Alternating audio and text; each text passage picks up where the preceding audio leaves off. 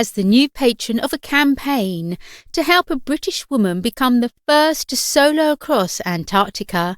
The Princess of Wales will continue a century of royal tradition. Wednesday marks the Princess's official sponsorship of Captain Preet Shandy's attempt at an unsupported 1,000-mile voyage, which she thinks will make her the first woman to complete. After trekking 700 miles in 40 days, the British Army medical officer, 33, from Derby, became the first person of colour to reach the South Pole unassisted in January 2021.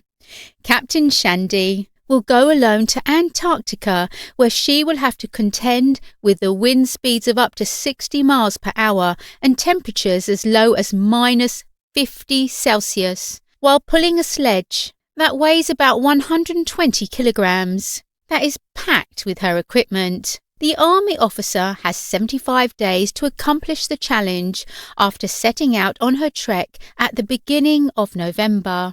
The Prince and Princess of Wales acknowledged the patronage on their joint Instagram account, saying Catherine was honoured to be patron, proudly supporting at Polar Preet's remarkable challenge to become the first woman to cross Antarctica solo and unsupported. They stated beside a photo of Captain Shandy. "My goal for this expedition has always been to inspire people to push their boundaries," she said ahead of her trip. "I want to bring others along with me on this adventure to help them think that nothing is impossible. It's an absolute privilege to have the Princess of Wales as the patron."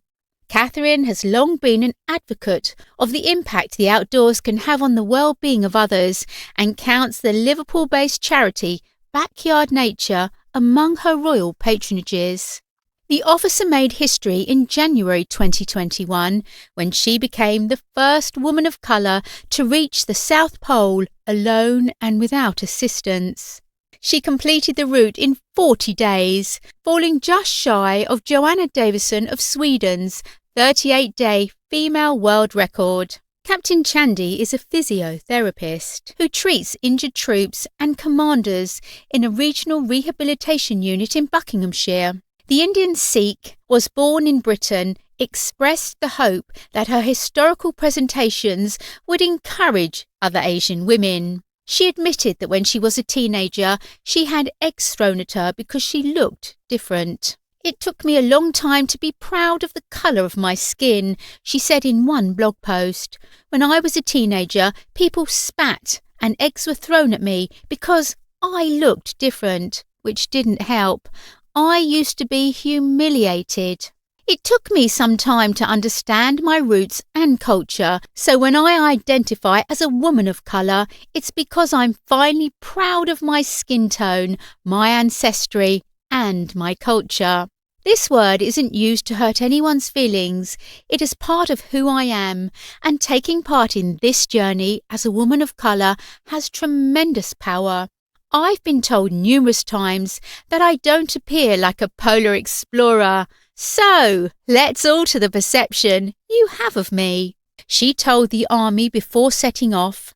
"When I decided I wanted to go to Antarctica, I didn't know I would be the first woman of colour to do a solo expedition on the continent, and people have said to me, 'You don't look like a polar explorer.' But sport and competition have always been in her blood, leaving home at 14 to play tennis at an academy, before joining the Novak Djokovic Academy in the Czech Republic just 2 years later. She is also an ultra-marathon runner and has completed some of the world's most grueling challenges, including the 156-mile Marathon des Sables across the Sahara Desert last year.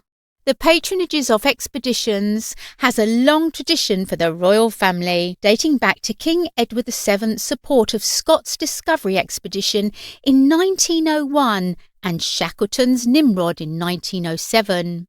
Queen Elizabeth II was patron of the 1956 Commonwealth Transatlantic Expedition, led by British explorer Vivian Fuchs and New Zealand's Sir Edmund Hillary. In 1957, Prince Philip became the first member of the royal family to cross the Antarctic Circle.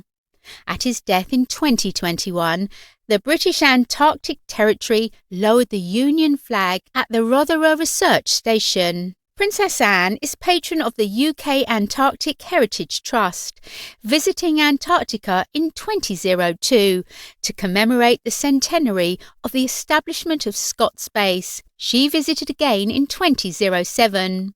News of Princess Catherine's new patronage comes after it was claimed the princess felt under pressure following the stress of the recent big move. According to royal expert Katie Nicholl, moving house can be incredibly stressful, so it's no surprise that the Prince and Princess of Wales have felt under pressure during their recent big move, particularly in light of the turbulent times the royal family has recently had to endure. Shortly after the summer holidays, the family relocated from their home in the Kensington Palace grounds in central London to a more rural residence at Adelaide Cottage in Windsor. With the kids starting at a new school, it seemed like an exciting time was ahead. But just a few days after Prince George and Princess Charlotte began their studies at Lambrook, the untimely death of their great-grandmother Queen Elizabeth II occurred. However, the pair felt stressed and under pressure to settle into their new house, claims Katie. Sarah Hewson, the host of Talk TV's Royalty, questioned royal expert Katie on the decision and probable reasons the couple felt under pressure. Referring to the Princess of Wales, host Sarah Hewson said to the royal expert, "Katie, you said this week she'd been under pressure. She has been stressed of late, and that William and Catherine have not had the settling-in period they might have been hoping for in their new life." To which Katie replied, "Absolutely. They've said that themselves, that this hasn't been the settling period they had hoped for. Of course, they made that big move just after the summer holidays to move to Windsor. A significant and pretty bold move, leaving Kensington Palace, enrolling the children into new schools, setting up a new life for themselves in Windsor." The royal expert then went on to say that she believed the family had moved to Adelaide Cottage to try and live life below the radar. Of course, no one could have expected that the Queen would have died just at the start of all of that, Katie Nicholl concluded. Very, very difficult times. I think behind the scenes there is a fair bit of stress and anxiety for all the family.